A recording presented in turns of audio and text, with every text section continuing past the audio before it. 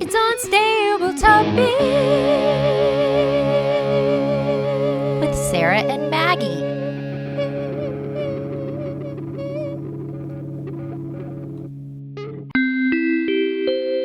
Please hold for an important message. Hi, you've reached Maggie's voicemail. I can't come to the phone right now, or I'm choosing to ignore your call. Leave a message after the tone. Hey, bestie. I was just calling to give you a little pump up, a little boost in morale. You know, it's Virgo season, which I am very excited about, seeing as I am a Virgo, but I can understand how it can be challenging for people who do not like to organize. And I'm saying you don't like to organize. I'm just saying as someone who always loses their keys and can't find things. Anyways, I am getting off topic. I just wanted to call and say that you're great and that you're wonderful and awesome. I'm glad you're my best friend. I'm glad we're doing the podcast together. Oh, this is Sarah Adams, by the way. End of message. Hey, welcome to Unstable Topics, a fast-paced, jam-packed, unhinged bestie podcast filled with facts, reacts, and made-up games in between. We're your hosts, Sarah and Maggie. And we're excited for you to join our best friend hangout, where we surprise one another with things we find interesting or hilarious just to see how the other will react. Our friendship might be totally stable, but you never know what your bestie might throw your way to knock you off your game. So come shake things up, learn something new, and laugh along with us. This is Unstable Topics. Hey, bestie. Hey, bestie. Something unstable that I realized about myself that I already knew, but it came to light just yesterday, is that I love taking on a bigger project than doing the very little manageable project right in front of me. And the reason why I know this is because yesterday I went to Home Depot to buy baseboard paint so I could paint all of my baseboards instead of just clean up my house. I was like, my house, it looks a mess. I need to paint all these baseboards. They're all chipped. And so I was like, that's what I need to do today instead of pick up toys or vacuum. I mean, I did vacuum around the baseboards, but. So follow up, what is it about your baseboards that you got into your head and made this has to be a priority? What is it about them that is driving you nuts? Well, we've been in this house for almost 10 years and I haven't painted my baseboards. So it's like just time to paint them because they, like they're there because the doors hit them or like the kids' toys slam into them or they just get like chips or little grimy. And the cleaning, I've tried to clean them and I can't like make them sparkle. So I have decided I am going to paint all of my baseboards. Did you decide them just to paint them white, or knowing you, have you taken it up a notch and doing like black? Oh, I would, but I've just decided to go white because they already are white. So if it's like not a perfect job, it's just an easy coat. You know what I mean? Yeah. I'm a little disappointed that you're not doing a color though. I know. I did think though, as I was painting the hall baseboards, I was like, I should paint this whole hallway a mural. Is what I thought. And so what will happen next is you stop painting the baseboards and you go back to Home Depot to get the paint needed to do the mural. Right. I was like, yeah, this should definitely be an entire jungle-themed mural in this hallway. Jungle? Yeah, like big leaves and then some flowers, and maybe I'll hide a little tiny toucan, Don't do that in your hallway. Don't do that in your hallway. Just huge leaves and where are we walking into? No, I'm just gonna stick to the baseboards. I'm not gonna do the jungle yet. I understand when there's stuff out that you know where it goes and you just don't want to do it. It's just like, yeah. At the end of the day, like after the kids go to sleep, I walk around the house and I'll see like 3 things that are out of place. There's a book on the floor, or there's a cup on the counter, and there's, I don't know, just randomly where they shouldn't be. And I'm like, I'm probably just going to leave you where you are. Yeah, that's where you belong now. Back on the bookshelf. I'm not going to move you into the sink. I'm not going to put you in the car bin. You're on the couch now, or you're on the floor, or you're on the kitchen counter. And it's just, that's where you're going to stay. But then myself will move it because it will drive me nuts. which we've talked about. You and I are different there. We You're are like, different. I got to get it done. And I'm like, how long can I not get it done? Because You know? it will take a residency in my mind thinking about it. Right. And I Mhm. don't want that's more aggravating to me than actually doing it. And I'm like, you know what I'll do instead of doing that? I will Take do on something bigger. more exciting, bigger picture. Gosh. And Tell then you, I'll, you know. painting baseboards sounds awful to me though. It hasn't been that bad though. I'll tell you Ugh. that. I thought, because I put it off. I've thought for probably a year I need to paint these baseboards, but I've been like, no, because the kids are just going to scratch it and then I'm going to be so frustrated because it's going to be so much work. But I got a lot of baseboards done just in between parenting. I'd be like, all right, everyone, now go play a game. And then I'd go and paint like the hallway baseboards. No, thank you. Yeah. No, thank you. Well, speaking of no, thank you, are you ready for your fact? Yes, please. Human pregnancies last about 40 weeks, which is a long time. But horse moms are the real MVP, with a typical horse pregnancy lasting up to 370 days. It's a long time. That's over a year. Well, I think hippos are even longer. I think they're a couple years. What? Mm-hmm. I remember Hippos? I think hippos are really long. Some big mammal like that because I don't know if it's because they're bigger and they just take more time to form in the body. There's a couple of mammals that are almost extinct and it takes them a long time to grow a baby. And that's one of the reasons they're dying off faster than they can reproduce. God love them, because who would want to be pregnant for years? Yeah, more than the fact that a horse can be pregnant for over a year was startling to me. Yeah. Startling. That a hippo could be pregnant for more than like 2 years is very upsetting. You'll be pregnant less because you'll be like, this is I'm one and done because you just spent your 3 years, 2 years or whatever being pregnant. Yeah, but I mean, even me, I have 3 kids. 3 times 9 months is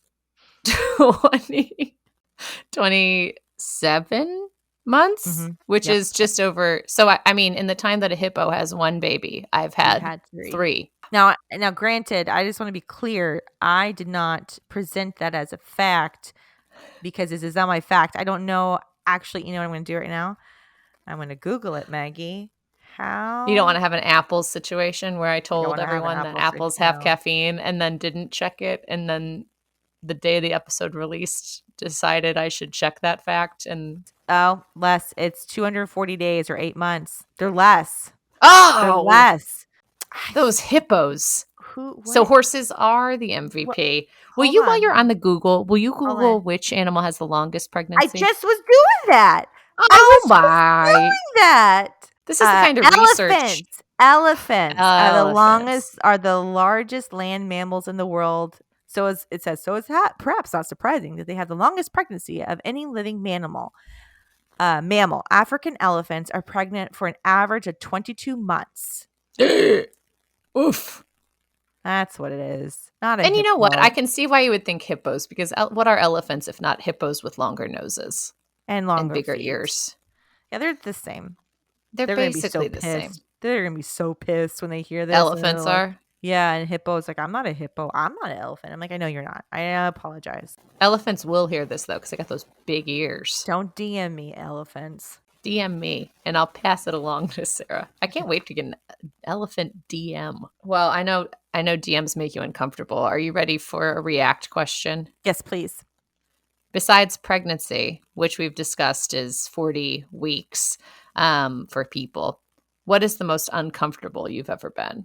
Oh, gosh, that's a really interesting question. Oh, when I had knee surgery during 2020, and that was pretty uncomfortable because I had to do physical therapy to get my leg moving again and my knee moving again. And it's just one of those things that you don't realize how great you have it until like a body part stops to work. And that was like very uncomfortable to have to like go to the bathroom and how do you squat? Or if you're going upstairs or just sleeping. I was very uncomfortable for a little bit, but it was fine. I'm fine now. What about you? When is the most uncomfortable besides pregnancy? That made me think when you said like squatting about the time that I did an 8-minute at home Pilates workout, and it was just legs, and it was so easy when I was doing the workout. And then I kid you not, 2 weeks after I did this 8-minute leg workout, I could not move, and I dreaded going to the bathroom. I dreaded sitting up or sitting down. I was like, what have I done to my body? I have ruined it. My muscles did not want to be stretched in that way. Step right up. It's time to play Friend, Enemy, Block. Yes! Who of these 3 celebrities provided will Sarah or Maggie pick to be their friend, to be their enemy, and to block from all contact for the rest of their lives? Let's find out on Friend, Enemy, Block! Well, Maggie, football season is upon us, and this Friend Enemy Block is all about why we really watch football. And that's because we watch football for the food. Yes. So, out of these traditional football party dishes, which one would you friend? Which one would be your enemy? And which one would you block from your life forever? Pigs in a blanket, 3-layered dip, chips, and salsa. Oh my God. This is hard. Sarah. No, Sarah, you didn't put buffalo wings on there? No, I did not put buffalo wings on there.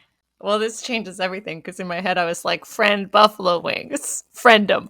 Friend the buffalo wings. But now I'm like, oh, what happened to buffalo wings? Buffalo wings isn't even in the picture. Buffalo wings isn't even there. No, I don't like buffalo wings. You don't like them? No, I don't like them. Am I going to cry again on a friend enemy block?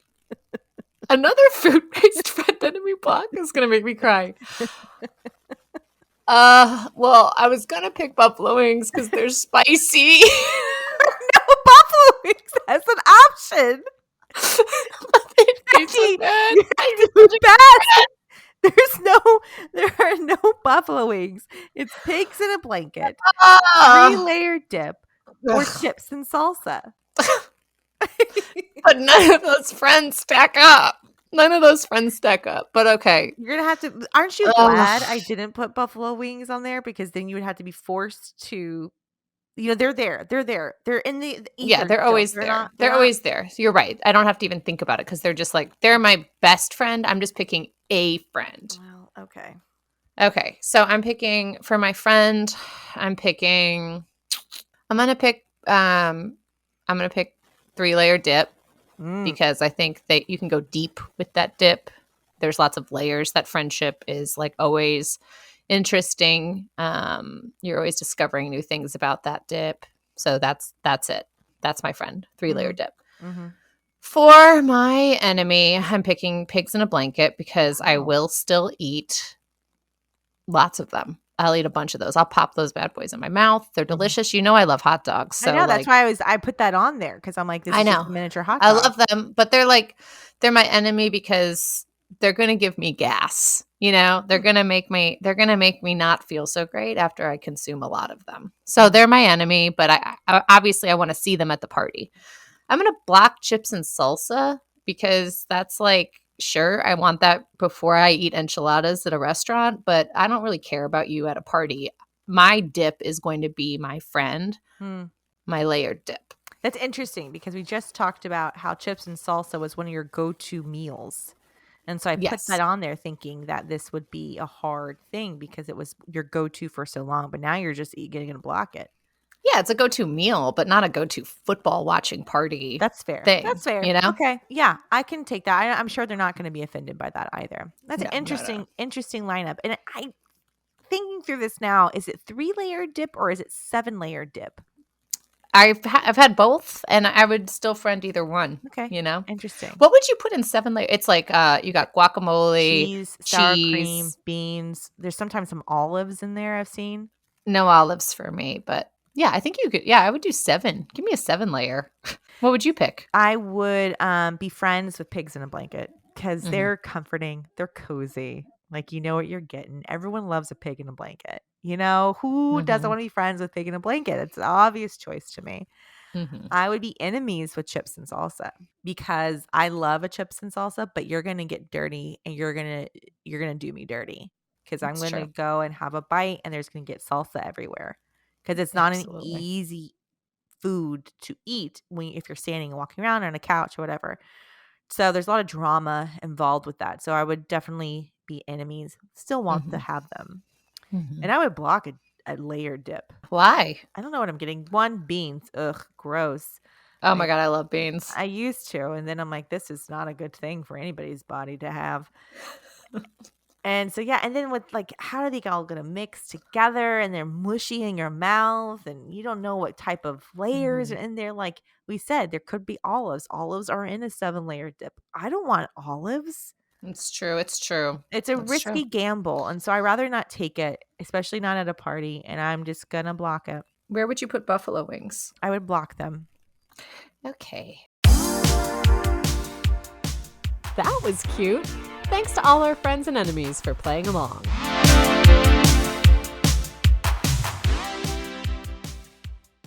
Well, Sarah, are you ready for a fact? I am ready for a fact. Wearing designer labels are all the rage, but designers didn't even have logos until 1933 when Lacoste introduced its iconic little crocodile.